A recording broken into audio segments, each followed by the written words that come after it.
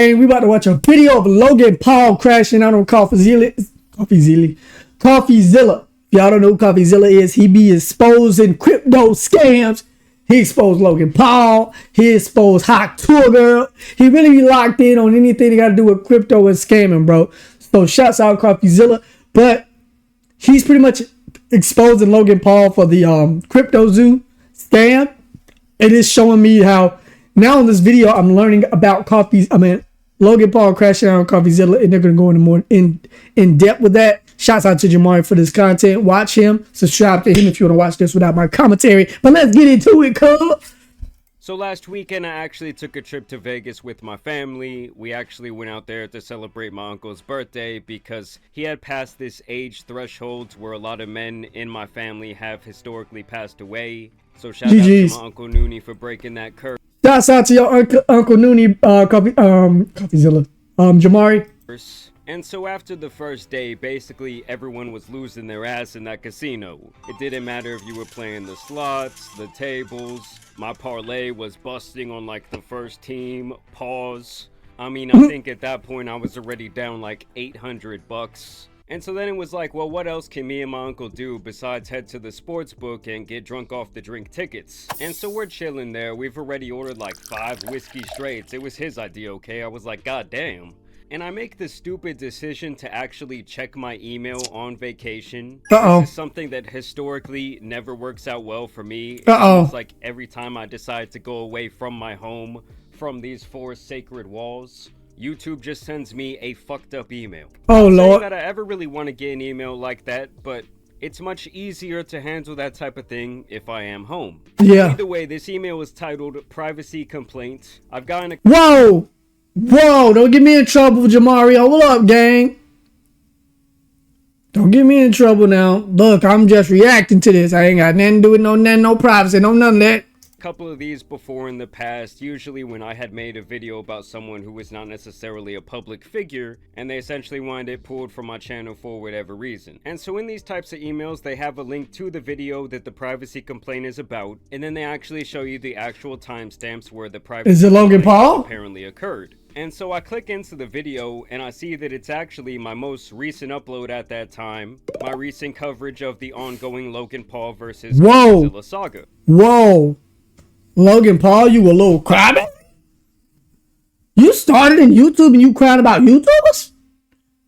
Hold up, cuz. You ungrateful son of them. And so when I see that, I'm like, oh man, Logan's on some shit. And I checked the timestamps, and apparently Logan, or maybe his legal team, had some sort of issue with me including those leaked text messages in that video. Note that privacy complaints can only be made by you if the content is specifically about you. There are only a few exceptions to this, like if the privacy violation involves someone you're legally authorized to represent. And you guys have to keep in mind, those leaked messages were from publicly available court documents. Like, they are available for you to go check out on your computer or phone at this second. Wait a minute. I was like, fuck it, I'm gonna keep having a good time. I'll worry about this shit later. Now, when later did come around at like 2 or 3 in the morning, which is like 4 o'clock a.m. at Texas time, I was tired as shit. So I went on the little YouTube tool.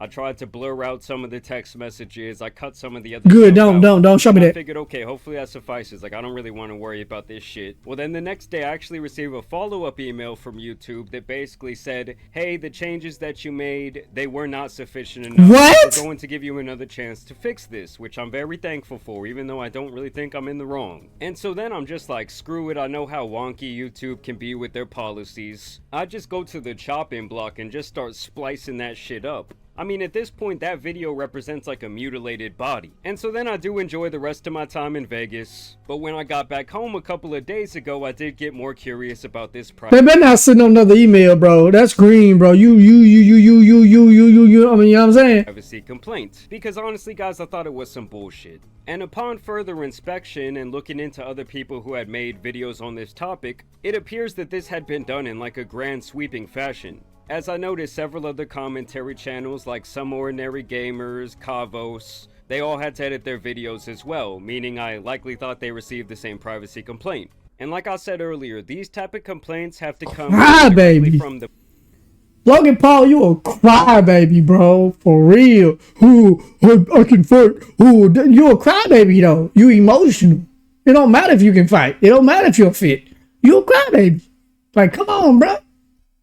Cornball. The person or their legal team who feels their privacy is being violated. And it's funny because in the regulations for filing a privacy complaint, YouTube does take into consideration whether something is newsworthy, whether someone is a public figure, or whether the information you shared in your video was already available to the general public. Note that when it comes to determining if content should be removed for a privacy violation, we also look at factors like public interest, newsworthiness, consent, and whether the information is otherwise publicly available, whether the content contains parody, satire, or other public interest value, and whether you're a public figure or well-known individual. Which, if I'm doing the math in my head, well, I'm 3 for 3 on all those check marks. In that video, I did not divulge any of Logan's financial information. I did not dox him.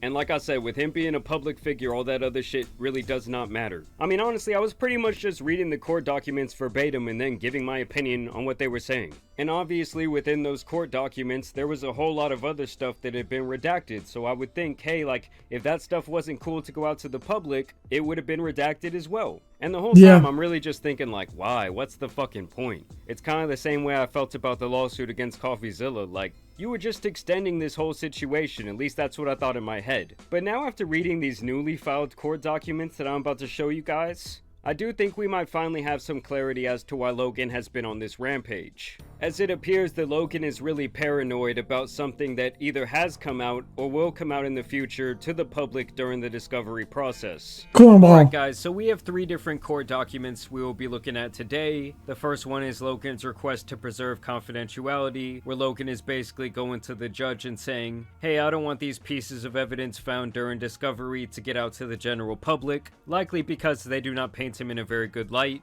I feel like he saw those text messages and knew that Coffee has some other shit up his sleeve. Maybe that was redacted from the public version of that document that's even more damning than the text messages themselves. Okay. I dare you to let me Is this an ad? Completely free e-commerce. I dare you to stop putting ads in my video. We also have Coffeezilla's response to that motion to preserve confidentiality, where his legal team basically says that Logan is a huge hypocrite desperately trying to control the narrative. And Facts. He's trying to preserve this image that was never great from the forest in Japan, wherever it was at. So you trying to save something that wasn't even worth saving anyways, bro. Like, give it up, GG's. Everybody know you're a horrible person. And then we also have a more overall response from Logan where he addresses the text messages, the narrative that he is trying to ruin Coffee's life with this lawsuit, and also saying that he does not want his case with Coffee transferred to this other class action lawsuit he is currently dealing with over CryptoZoo. So basically, when this all started, the 2 parties had apparently agreed to some sort of confidentiality agreement, as both had likely been requesting documents, text message exchanges, and other pieces of information during the ongoing discovery process. Okay. I think the overall message here is that Logan's team feels like Coffee's team overstepped their boundaries in that regard, and they really didn't like some of the things he was putting out to the public, hence the privacy complaint. So they want this document to remain under seal, and they anticipate that Coffee's team will want the opposite, and will say that the public has the right to this information. Later adding that the things he included, some of which were likely redacted from the public, are not relevant in the situation, and that he only put the information out there to harm and embarrass Logan Paul. So it appears to me that Logan does not want another taste of that public perception. People are saying this is actually the perfect example of the Streisand effect, where an unintended consequence of attempts to hide, remove, or censor information actually increases the public awareness of said information. I mean, even this video itself kind of puts that on display, as I likely would not be making it in the first place if Logan did not file what I see as a bullshit privacy complaint against myself and a couple of others. And so Coffee's team responds to this by basically saying that Logan is a hypocrite who is doing the same thing that he's complaining about, omitting information from the general public that makes him look like he was the mastermind behind the CryptoZoo situation, and that makes him look like he does indeed have bad intentions, adding that this information would contradict Logan's— That's true, because why would you want to hide it so bad if you didn't really have real deep dealings into it? If it was a mistake, you was like, oh, okay, it's honestly a mistake, like, but you're trying to hide so much of the stuff that you must have kind of knew what you were doing, that you kind of knew that you were scamming people from the get-go. So, you know what I'm saying? It makes sense now. That because he decided to take this to legal action, he has obviously opened himself up to discovery and all that it entails. And in the end, Logan's team did predict their move correctly. As Coffee's team says, because this other document was already filed, the public does have the right to see what's going on behind the curtain. Yeah. And that they want everything from those documents that were redacted to now come out. And that it is now Logan's burden to prove why these things should remain sealed. Saying that this information they want to put on display was designated by Logan or his legal team as confidential. And that they really didn't give any reasoning as to why they should remain locked away in the first place. It basically seems to me like they're saying, hey Logan, you cannot have your cake and eat it too. So now let us show the world your douchebaggery by unsealing these documents. Now I will say in Logan's next response, things do get fucking crazy and I feel like we kind of learn what this entire lawsuit might actually be about. They say he gonna ruin his name, bro, to the point where ain't nobody gonna do business with him. I mean, I know he's like doing like WWE or whatever he's doing. He's probably got plenty of brand deals, but eventually he's gonna ruin his name so bad that he's gonna try to come back to YouTube, but I don't think it's gonna go too well. That whole crypto thing is not the way for anyone to go, bro. Once you know that you're on a decline, just like kind of go out gracefully. You know what I'm saying? Kind of like go out gracefully. Don't try to like parry off to like trying to do crypto, bro. Just being real with you. that Coffee's attempt to consolidate his case with the class action lawsuit is nothing more than a weak attempt to reset his stance, and that Coffeezilla himself spearheaded the inception of a government investigation into CryptoZoo, and that when this effort was met with the government not finding anything, he tried to expedite the trial. Like I told you guys last video, Coffee basically wanted to stop it right there and just have the jury decide this thing based on the information at hand. Yeah. To which the judge said, no, we're not going to do that. They also stay with the overall narrative here that Logan was an unassuming party who fell victim to the two main people who profited off of CryptoZoo, Eddie Ibanez and Jake Greenbaum, and that Logan spent over a year trying to fix their mistakes.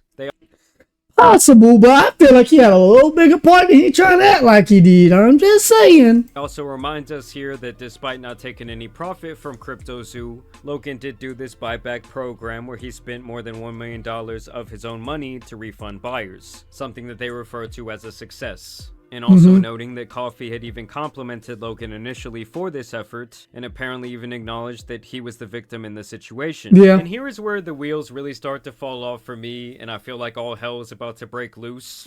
Because Logan's team says that months before the OG 3-part series had come out, Coffeezilla took it upon himself to contact the US government, including the SEC, about CryptoZoo. They say that he prepared this PowerPoint presentation. This is what I did not know, so I'm glad I'm watching this video. I didn't know Coffeezilla was like, you know what I'm saying, informant, you know? For them, calling it a whistleblower report, something he called an encapsulation of the entire CryptoZoo scheme, with the title of the presentation being Popular Influencer Logan Paul Defrauds Fans with Blockchain Play-to-Earn Game That Doesn't Work. And they say during this presentation that Coffeezilla left out key information that made Logan look innocent, like an interview he had conducted with a man named Luciano Cipoletti, who was a lead developer in CryptoZoo, saying that just 3 days before contacting the government, Coffeezilla said on this phone call that he might not have known was being recorded. You ever have a clip you just want to share with your friends? Come on, gang. The game and the replay's gone forever. You ruined this dope video. One step, which is just downloading. There's this real sense that I get like, and tell me if you kind of agree, this sense of incompetency. Part of it, I think they, referring to Logan and his manager, in their heads want to have good intentions. Yeah. They take on so many projects and so many different ideas, and Logan's constantly saying so many different things that they literally can't do it all. Yeah. Then they also include Luciano's response. It's you know, you're spreading yourself so thin that you can't really focus on what you need to focus on, and at that point you just got to take a step back and just like have yourself a couple projects. I know he's got a lot of opportunities. I know a lot of people want to come to him to get like, you know what I'm saying, to team up on project, but at a certain point you gotta be like, look man, you gotta be selective in what you put your name with. You know what I'm saying? Especially when you got a certain type of influence like a Jake Paul, Logan Paul, you know, anybody who's Casanet, anybody who's like a main character in this content universe, you know what I'm saying?